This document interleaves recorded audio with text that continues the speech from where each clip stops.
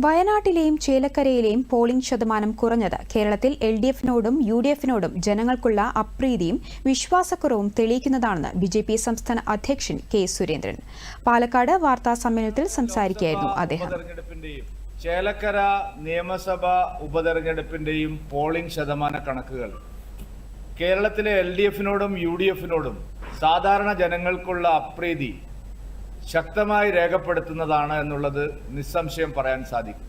പ്രിയങ്ക ഗാന്ധിയുടെ കന്നി മത്സരം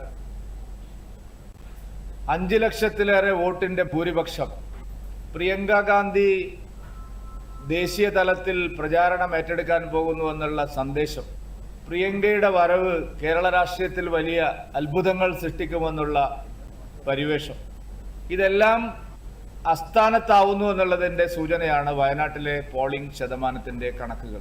ഒരു വലിയ വിഭാഗം നിഷ്പക്ഷമതികളായ ജനങ്ങൾ വഖഫ് വിഷയത്തിൽ ഇരു മുന്നണികളുടെയും സമീപനത്തിലെ അതൃപ്തി ക്രിസ്ത്യൻ വോട്ടർമാരെ വോട്ടെടുപ്പുമായി സഹകരിക്കുന്നതിനെ തടസ്സപ്പെടുത്തിയെന്നും കെ സുരേന്ദ്രൻ ആരോപിച്ചു.